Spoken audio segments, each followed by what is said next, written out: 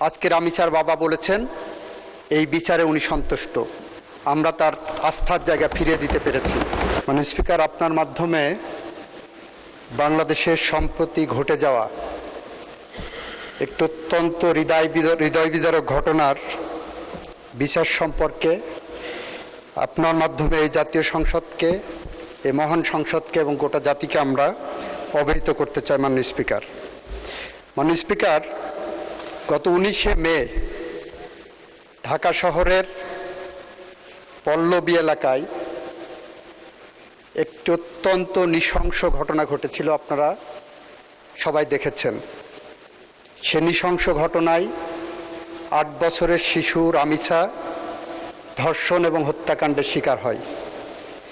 এই ঘটনার 7 ঘন্টার মধ্যে আমাদের পুলিশ বাহিনী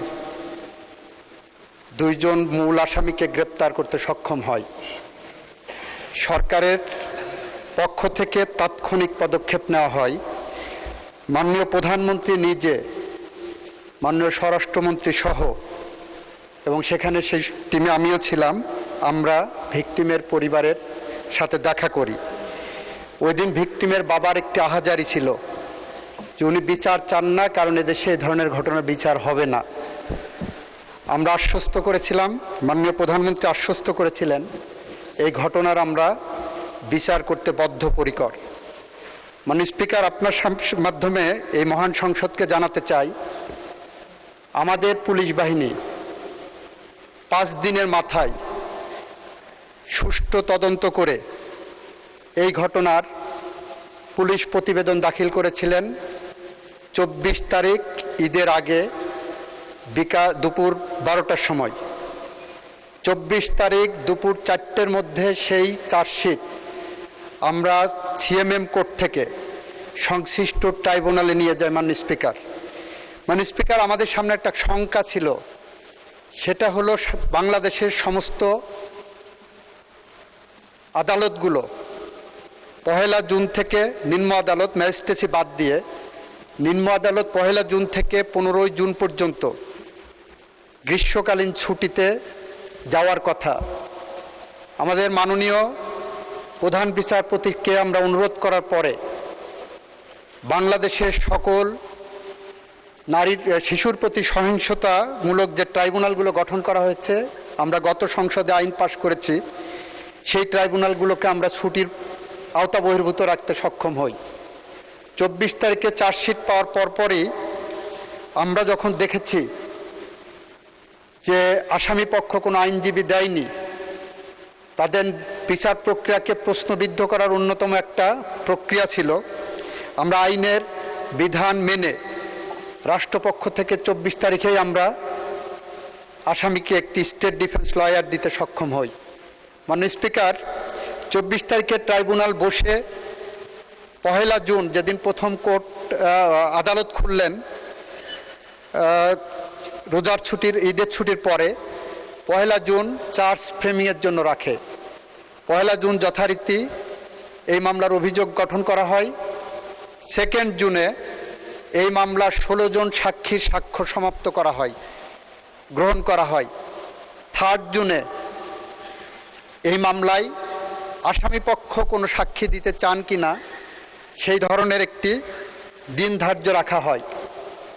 4 জুনে যুক্তিতর্কের জন্য উপস্থাপন দিন ধার্য করা হয়।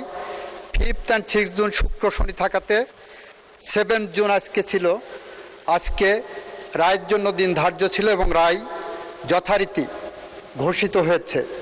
আমরা রাষ্ট্রপক্ষ থেকে, প্রসিকিউশনের পক্ষ থেকে সমস্ত সাক্ষ্য সুবাদ উপস্থাপন পূর্বক যে রায় প্রত্যাশা করেছিলাম, যে রায় প্রস্তাব করেছিলাম, যে রায় আদালতের কাছে প্রার্থনা করেছিলাম, আদালত সমস্ত সাক্ষ্য প্রমাণ আলোচনা করে 41 ঘন্টা পর্যন্ত, 41 মিনিট শুধুমাত্র তার পর্যালোচনা এবং আদেশের পাঠটা ঘোষণা করেছেন। এবং আমরা আনন্দের সাথে জানাচ্ছি যে আমরা রামিসা হত্যাকাণ্ডের সাথে জড়িত 2 জন আসামি, মূল আসামি সোহেল এবং তার সহযোগী তার স্ত্রী, তাকে আদালতের মাধ্যমে মৃত্যুদণ্ডের রায় পেয়েছি। মাননীয় স্পিকার, মাও সুতুংয়ের একটি ঐতিহাসিক উক্তি আছে, কোনো মৃত্যু থাই পাহাড়ের মতো ভারী, কোনো মৃত্যু পাখির পালকের মতো হালকা। মাননীয় স্পিকার, রামিসা হত্যাকাণ্ড আমাদের জীবনে থাই পাহাড়ের মতো ভারী হয়ে আছে।